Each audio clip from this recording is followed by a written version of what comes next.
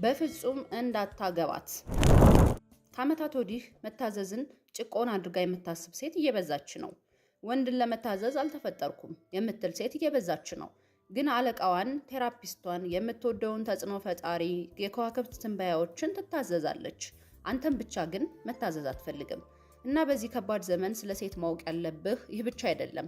ቀጥሎ ጥሩ ነጥቦችን አዘጋጅቼልሃለሁ።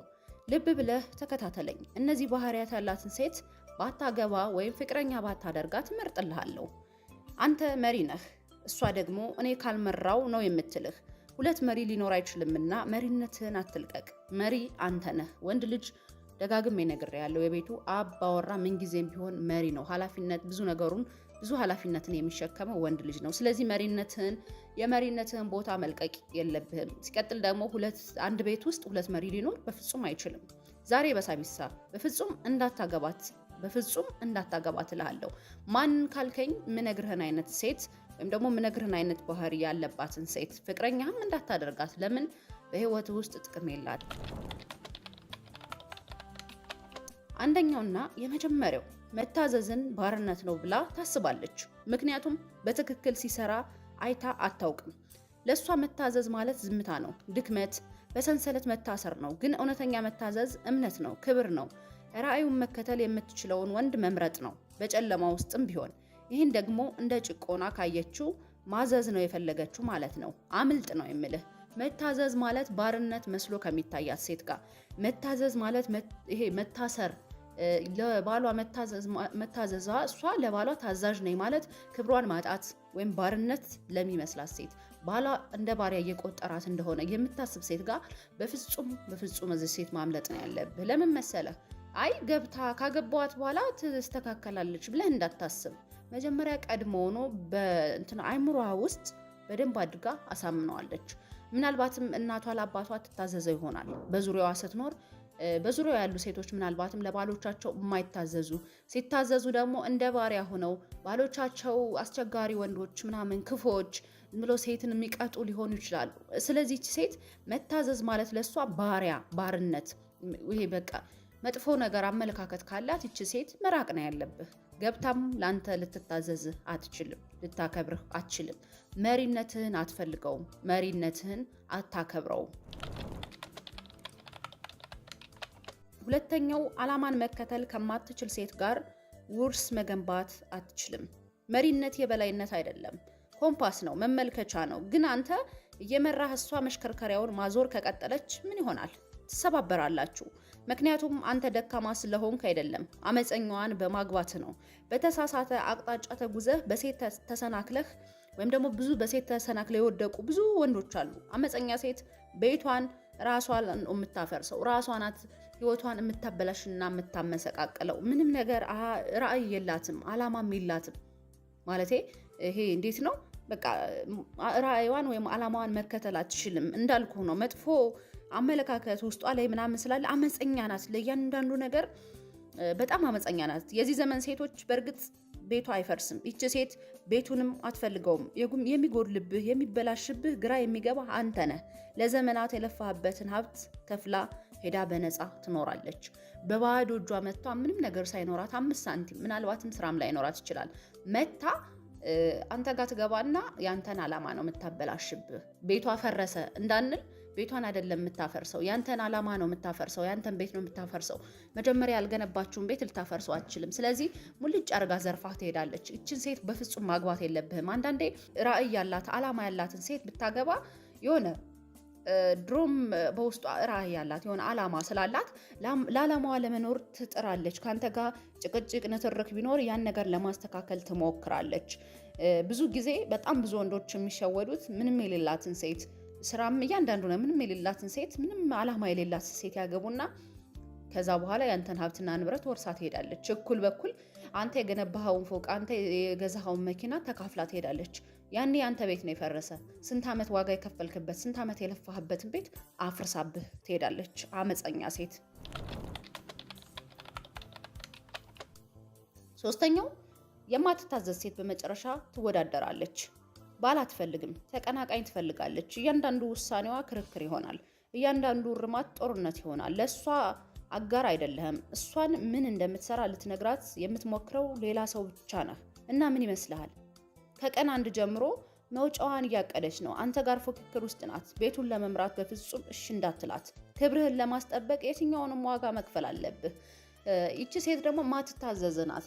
በቃ ማለት ምንም ነገር ላይ ለማንም ማትታዘዝ። ኢቭን ይችን ሴት ከማግባት ፍቅረኛ ከማድረግ በፊት በደንብ ታውቃታለህ። በምን ታውቃታለህ ብትል በንግግሯ ነው። እኔ ሰው ሲያዘኝ ደስ አይለኝም፣ ማደርገውን እያንዳንዱ ነገር አውቃለሁ ምትል ሴት ራሴ ነኝ። በቃ እኔ በእንደዚህ አይነት ነገር አይመቸኝም ምናምን ነገር።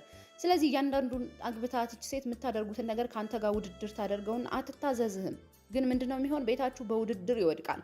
ከአንተ ጋር መወዳደር፣ አንተ የምትፈልገውን ነገር ወይም ደግሞ አንተ የሆነ የምታዛትን ነገር ማትፈጽም፣ ተግባራዊ የማታደርግ፣ ራሷ የምትፈልገውን ነገር ብቻ የምታደርግ፣ የራሷን ዓላማ የምታስቀድም፣ ያንተን ዓላማ ወይም ደግሞ አንተ ለህይወታችሁ ለሁለታችሁም የሚጠቅመውን ነገር ማድረግ ትፈልጋለህ። እሷ ግን አታደርገውም። እያንዳንዱ ውሳኔ ክርክር ነው የሚሆነው። እያንዳንዱ የምትወስኑት ውሳኔ ውስጥ በክርክር በጭቅጭቅ ነው የሚሆነው። በጭቅጭቅ ነው የሚያልቀው። ተነጋግራችሁ ምንም ነገር አትወስንም። አንተ የምትፈልገውን ነገር ኢቭን የሆነ ትቀናቀናለች። ተቀናቃኝህ ነው የምትሆነው። አንዳንዴ እንዴት ሴት ቆይ ሚስቴ ናት ምንድን ናት ወይስ ጎባኔ ናት ብለህ ግራ ትጋባለህ። ለምን ትቀናቀናለች እንዴ? በቃ ትከራከራለች።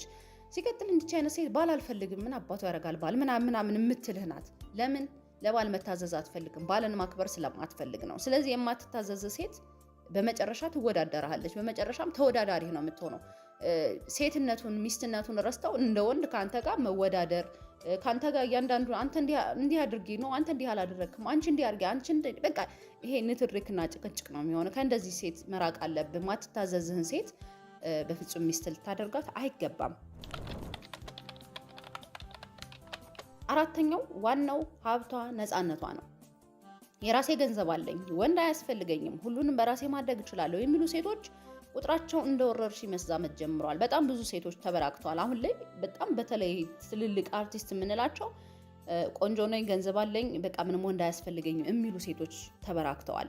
ሀብታም ማግባት፣ ገንዘብ ማግኘት፣ ያንን ገንዘብ ይዞ ደግሞ በላጤነት መኖር ነው የሚፈልግ። አሁን ብዙ ሴት ስታዩት ሀብታም ያገባሉ፣ ይፈታሉ፣ በላጤነት ሲንግል ማም ነኝ ምናምን እያሉ ነው የሚኖሩት። ይቺ ሴት ሀብታም አሮጌ ታገባለች፣ እናት መስላ ትኖራለች፣ ስርዓት አታውቅም። የእሷ የግል የነፃነት ስብከት አላት፣ እሱን ትሰብካለች። ሚስት አላገባህም በአይን ፋሽ ፎቶቿና በኢንስታግራም ፎቶዎቿ ቆንጆ መስላ ወይም ደግሞ የደመቀች መስላ ልታገባ ልታማልል ትፈልጋለች። ይችን ሴት መራቅ አለብህ። በተለይ አንዳንድ ጊዜ ያው ማለት አሁን ገንዘብ አስፈላጊ ነው፣ ግን በጣም በገንዘብ ነፃ የሆነች ሴት፣ በገንዘብ ነፃ ስልህ በጣም በገንዘብ ሀብታም የሆነች ሴት፣ ገንዘብ ያላት ሴት፣ ሀብቷ ነፃነት የሆናት ገንዘብ ስላላት ነፃ የሆነችን ሴት ባታገባ እንደውም እመርጥልሃለሁ። አንደኛ ያመጣችበት መንገድ ልክ አይደለም። ሰርታ አላመጣችሁም ከሆነ ሀብታም ሂዳ ምናምን ፈታ ወይ ደግሞ የሆነ ባለሀብት ቀርባ ምናምን ስለምታመጣው ያን የገንዘብ ነፃነቷን አንተ ላይ መጫወቻ ልታደርግ ትፈልጋለች። አትሰማህም፣ አታከብርህም፣ ታዋርድሃለች። በቃ እኔ ገንዘብ አለኝ ምን አባ ከፈለክ መሄድ ትችላለህ፣ ማንንም አልሰማም አይነት ነገር ልትል ስለምችል በጣም በሀብቷ የምትተማመን ሴት ገንዘብ ኑራት በጣም የገንዘብ ነፃነት ያላትን ሴት ባታገባ እመርጣለሁ እኔ። አምስተኛውና የመጨረሻው ስልጣንን ትወዳለች ግን ስርዓትን ትጠላለች። ገንዘብ፣ ደረጃ፣ ጥንካሬ ያለው ወንድ ትፈልጋለች ግን መዋቅርን፣ የዕለት ተዕለት እንቅስቃሴን ወይም ደንቦችን መቋቋም አትችልም። የሚጠብቃት ወንድ ትፈልጋለች ግን ትዕዛዝና ስርዓትን ትቃወማለች። መሪነትን ትፈልጋለች ግን በራሷ ሕግ መኖር ነው የምትፈልገው። ይህ መታዘዝ አይደለም፣ ይህ ማበላሸት ነው። ስልጣን በጣም ትወዳለች ግን ደግሞ ይሄ ስርዓትን፣ ሕግን፣ ደንብ ምናምን የሚሉትን ነገሮች ማትወድ ሴት አለች። ስልጣን ማለት መሪነትን ትፈልገዋለች። ምናልባት አንተም እኮ ሌላ ቦታ መሪ ልትሆን ያንተን መሪነት ትወደዋለች፣ ግን ደንብ፣ ህግ፣ ስርዓት የሚለውን ይሄ መታዘዝ የሚለውን ነገር አትፈልግም። ከዚህ ሴት ጋር እንዴት ልትኖር ትችላለህ? ይሁን ትልቅ ቦታ የምትሰራ ሆነ አንተ እዛ ትልቅ ቦታ ይዘህ ስትሄድ በቃ ስልጣንህን ትወደዋለች፣ ደረጃህን ትወደዋለች፣ ግን ስርዓት የላትም። ስርዓቱን፣ ደንቡን ምናምን አትወደውም። እፍ አታሰልቸኝ፣ እፍ እንደዚህ አትበለኝ የምትል ሴት አለች።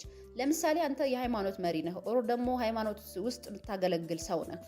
እንደዛ ሆነ የሆነችን ሴት ስታገባት ስልጣንህን ወደዋለች፣ ግን ስርዓቱን፣ ህጉን ለማክበር ዝግጁ አይደለችም። ስለዚህ ይችን ሴት ማግባት የለብህም።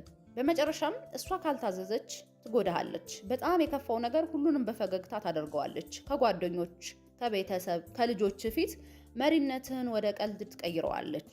ከዚያም እውነተኛ ወንድ ባለመሆንህ ትወቅስሃለች። ለውበት አትውደቅ። መንፈስህ የሆነች ቆንጆ ሴት ስላየ ብቻ የሚደሰት መሆን የለበትም። ሴቷን መመርመር ይኖርብሃል። ምክንያቱም ባለመታዘዝ የምትኖር ሚስት በጥልፍ የተዋበች አውሎ ንፋስ ነች። በፍጹም አታገባት። የምትታዘዝህን ሴት የምታከብርህን ሴት ብታገባ ግን ቤተሰቦች ውስጥም የተከበርክ ሰው፣ ትልቅ ሰው፣ ጓደኞች ፊት የተከበርክ፣ ልጆች ፊት የተከበርክ ነው የምትሆነው። ማታከብርህን ካገባ ግን እንዳልኩ ነው፣ ማንም ነው የሚንቅ። ውድ የሳቢሳ ቤተሰቦች የዛሬው ፕሮግራም ይህን ይመስላል። ለሳቢሳ ሚዲያ አዲስ የሆናችሁ ሰብስክራይብ አድርጉ። ሀሳብ አስተያየታችሁንም ኮሜንት ላይ ጻፉልኝ። መልካም ጊዜ